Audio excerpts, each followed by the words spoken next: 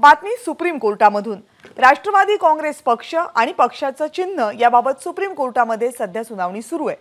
घड्याळ हे चिन्ह गेली 25 वर्ष शरद पवार यांच्याकडे। अजित पवारांना घड्याळच चिन्ह कशाला हवं?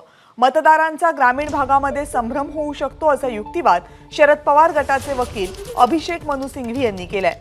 त्यावर न्यायमूर्तींनी मतदार समजूतदार आहे, परिपक्व आहे असं म्हटलंय। सुप्रीम कोर्टाच्या सुनावणीमध्ये आतापर्यंत नेमकं काय काय झालं, कोणकोणते युक्तिवाद करण्यात आले या सगळ्या संदर्भात माहिती घेऊयात सोमेश कोलगे यांच्याकडून। सोमेश, कविता, सुप्रीम कोर्टामध्ये सध्या सुनावणी सुरू आहे। राष्ट्रवादी काँग्रेस पक्षाच्या चिन्ह आणि नावाबाबत जो वाद होता त्या अनुषंगाने आणि आज शरद पवार गटाचे वकील अभिषेक मनु सिंघवी हे इंटरिम ऑर्डरसाठी प्रयत्न करतायत, इंटरिम इंजंक्शनसाठी प्रयत्न करतायत की अजित पवार गटाला घड्याळ हे चिन्ह वापरण्यापासून सुप्रीम कोर्टाने रोखावं। एक अंतरिम आदेश देऊन हे प्रकरण निकाली निघत नाही तोपर्यंत घड्याळ चिन्ह वापरण्यावर मनाई करावी यासाठी अभिषेक मनु सिंघवी प्रयत्न करतायत आणि ते कोर्टाला सांगण्याचा प्रयत्न करतायत की फ्री अँड फेअर इलेक्शन्समध्ये आपल्याला हे लक्षात घ्यावं लागेल की जर अशा प्रकारे मतदारांना फसवलं गेलं तर फ्री अँड फेअर इलेक्शनचा उद्देश कधीही सफल होणार नाही। पण त्याचवेळी आज कोर्टाने असं म्हटलंय अभिषेक मनु सिंघवींना उद्देशून की तुमच्याकडे घड्याळ नाहीये हे मतदारांना सांगायची जबाबदारी तुमची आहे। आज जस्टिस सूर्यकांत यांनी अभिषेक मनु सिंघवींना म्हटलंय की तुमच्याकडे घड्याळ नाही हे सांगायची, मतदारांना सांगायची जबाबदारी तुमची आहे। अभिषेक मनु सिंघवी वारंवार सांगत होते की मतदार कन्फ्यूज होऊ शकतात, ग्रामीण भागामध्ये मतदार कन्फ्यूज होऊ शकतात।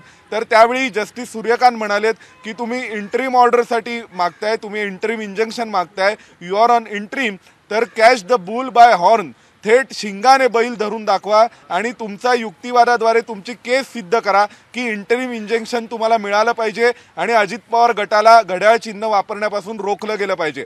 अन्यथा अभिषेक मनु सिंघवींचा जो युक्तिवाद आहे तो संपूर्ण युक्तिवाद हा ग्रामीण भागात मतदार कन्फ्यूज होऊ शकतात आणि त्यामुळे मुक्त आणि पारदर्शक निवडणुका होणार नाहीत।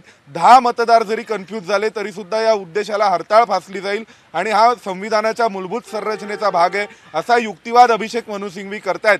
तर त्यावर न्यायमूर्ती सूर्यकांत यांनी म्हटलंय की भारतीय मतदार हा सजग आहे, परिपक्व आहे, प्रगल्भ आहे आणि राजकीय दृष्ट्या समज असलेला भारतीय मतदार आहे। त्यामुळे तुमच्या मतदाराला ही तुमची सांगण्याची जबाबदारी आहे की तुमच्याकडे आता घड्याळ चिन्ह नाहीये, त्यामुळे घड्याळ तुमच्याकडे नाही हे तुम्ही मतदारांना सांगू शकता। आता त्यानंतरही अभिषेक मनु सिंघवींकडून युक्तिवाद सुरू आहे। अभिषेक मनु सिंघवी वारंवार सांगण्याचा प्रयत्न करतायत की कशा प्रकारे इलेक्शन कमिशनचा आदेश वैध ठरू शकत नाही। एक आमदार जे निलेश लंके नावाचे जे त्यांच्यासोबत होते ते पुन्हा दुसऱ्या गटाकडे आलेले आहेत, त्यामुळे त्यांचं म्हणणं असं आहे की निवडणूक आयोगाच्या आदेशाचा जो सगळा मूळ आधार आहे तो आधार बदलला जाऊ शकतो।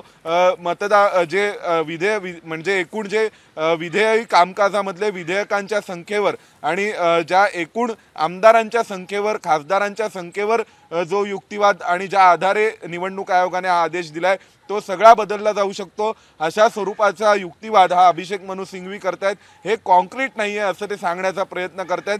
त्यांनी निलेश लंकेंचा उल्लेख केलाय की नुकतंच निलेश लंके हे पुन्हा एकदा शरद पवार गटाकडे गेले अजित पवार गटाकडून आणि त्यामुळे ते आता सांगण्याचा प्रयत्न करतायत की जी 19 तारखेची ऑर्डर आहे त्या ऑर्डरवर आम्ही अजूनपर्यंत रिप्लाय फाईल केलेला नाही आणि अनेक प्रकारच्या जे रिटर्न सबमिशन निवडणूक आयोगाकडे सादर करण्यात आले होते त्यामध्ये त्यांनी हे म्हटले। अभिषेक मनु सिंघवी शरद पवार गटाच्या वतीने असं सुद्धा म्हणाले की आम्हाला घड्याळ नको, परंतु मग घड्याळाचा आग्रह अजित पवार गट का करतोय? कारण त्यांना मतदारांना कन्फ्यूज करायचं आहे असा युक्तिवाद हा अभिषेक मनु सिंघवी मांडतायत। म्हणजे त्यांनी म्हटलंय की घड्याळावरती एका विशिष्ट गटाचा क्लेम ठेवण्याची आवश्यकता काय?